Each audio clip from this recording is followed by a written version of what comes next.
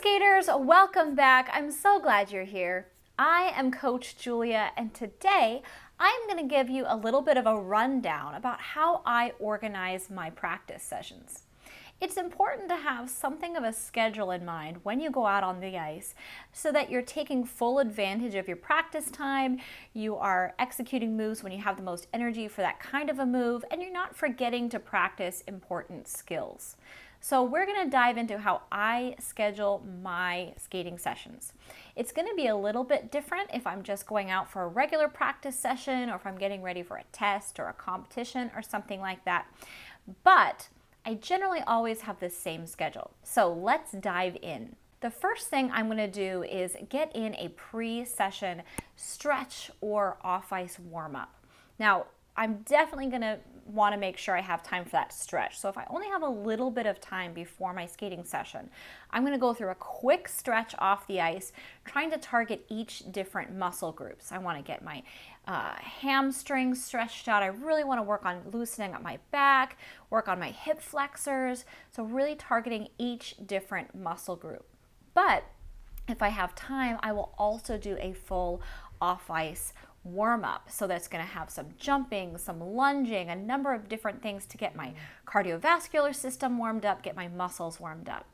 Now I have a number of different tutorials about off-ice stretches, off-ice warm-ups, and on-ice warm-ups. So if you want some inspiration in that department, I will post those links down below so you can check out what I do for my warm-ups and stretches and things. Now once I've done some stretching, some warming up off the ice, I'm going to strap those skates on, head out onto the ice, finish up a couple more stretches. I'll do my spirals, I'll stretch out my back over on the wall, and then it's time to do my on-ice warm-up routine. This warm-up routine usually takes me 10 to 15 minutes. So if you imagine a 2-hour practice session, the first thing I'm going to do is 10 to 15 minutes of an on-ice warm-up. From there, I'm going to move on to what's called moves in the field. Moves in the field is edges, footwork, step sequences, that kind of thing. And I like mine at the beginning because it's like an extended warm-up for me. So I will run, by the time I'm done running through whatever moves in the field I'm going to do that day, my muscles are really activated and ready for what else is to come in the session. So this section is going to look different from everybody depending on your skill level. This could be working on forward and backward edges, 3 turns, mohawks. You can also do your brackets, your choctaws, your rockers, your counters, your twizzles, your loops, footwork sequences for competitions. All those edgy, footworky power things are going to happen at the very beginning. Power poles are great to put in there. Forward and backward cross steps. So anything you're doing to work on your edges, maybe you're at a level where your crossovers are your footwork at this point, and that's fine. But I want you to spend 20 to 30 minutes. So if we're imagining a 2-hour session, spend 20 to 30 minutes of that practice time on your moves in the field. After my moves in the field, I will usually move on to my jumps. At this point, my muscles are really warmed up, but I still have a lot of energy. So this is the perfect place for me to put in my jumps. I always start with my simpler jumps and work up to my more difficult ones. So for me, that means I start with a whole series of waltz jumps. I like to really focus on explosive power and strong checkouts. So those waltz jumps are, I consider, a jump warm-up. Now I know for some of you, you're still really working on those waltz jumps. So maybe you are going to start with some tap toe jumps, move up to bunny hop jumps, and then get to your waltz jumps. That's fine. The idea is you start with your easiest jumps and work through all your jumps until you get to your most challenging ones. And of course, you want to spend some time on the technique of those challenging ones. I'll start with a series of waltz jumps, and I'll move on to Salchow, toe loop jump, flip jump, Lutz jump, axel. You just want to work all the way up until you're working on your most difficult ones. Maybe it's some double rotation jumps for you. Don't forget to throw in split jumps, stag jumps, ballet jumps. So maybe write a list. I love having a little notebook on the wall with all of my skills that I'm working on. Maybe write yourself a little list of all the jumps you're working on, and you can organize them from your easiest to your most difficult and practice them in that order. So after 20 to 30 minutes working on jumps, I'm ready to move on to my spins. So I will spend, again, 20 to 30 minutes working on spins if I'm doing a 2-hour practice time. Again, with spins, you want to start with the easiest spins as a warm-up and work up to your most challenging spins and spin combinations. So maybe this is a marching helicopter spin for you at the beginning and you're working up to practicing your 1-foot spins. For me, I usually start with a scratch spin, make sure I get that nice and centered, and then I'll move on to a backward scratch spin. And then I'm going to do some sit spins, maybe some sit spin back sit spin combos.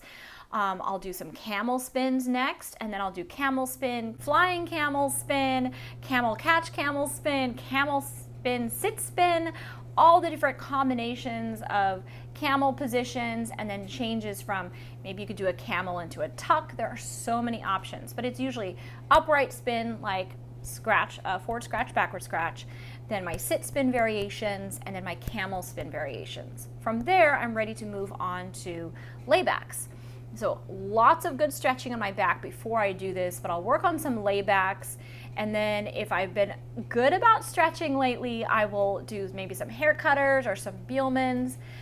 And then of course there's your flying spins, flying camel, flying sit, butterflies. You can work on illusions. So there's a lot of different things to work on in this 20 to 30 minutes, which is where you might want to like pick and choose for one session and then do some different ones on your next session, so you have time to practice all the different variations. Whatever is left after I've spent that big chunk of time on moves and then jumps and then spins, I will spend on my big gliding maneuvers, my beautiful spirals, change edge spirals, backward spirals. I'll do my Ina Bowers, those are big dramatic moves, my spread eagles, maybe some big outside pivots, hydroblading. So this last section, what I consider my fun section, is where I'm gonna work on all my big showstopper moves. Now keep in mind, this schedule is for if I'm not working on a specific goal like a test, a competition, or an ice show.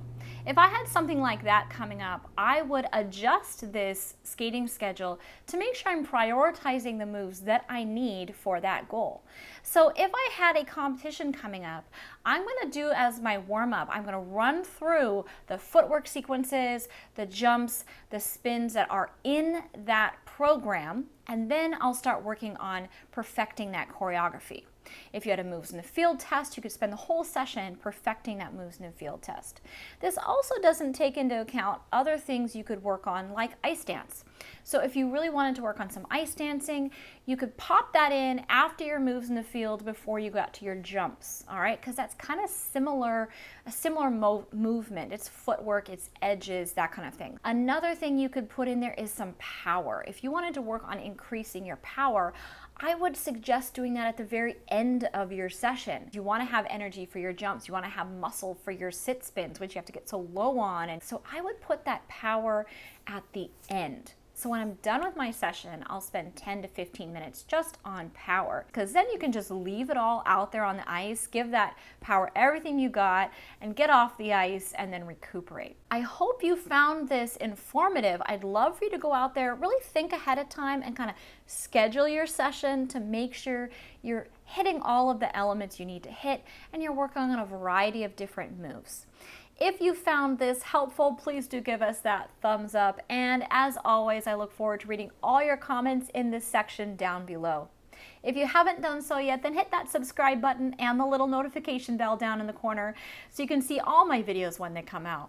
Happy skating, and I'll see you next time.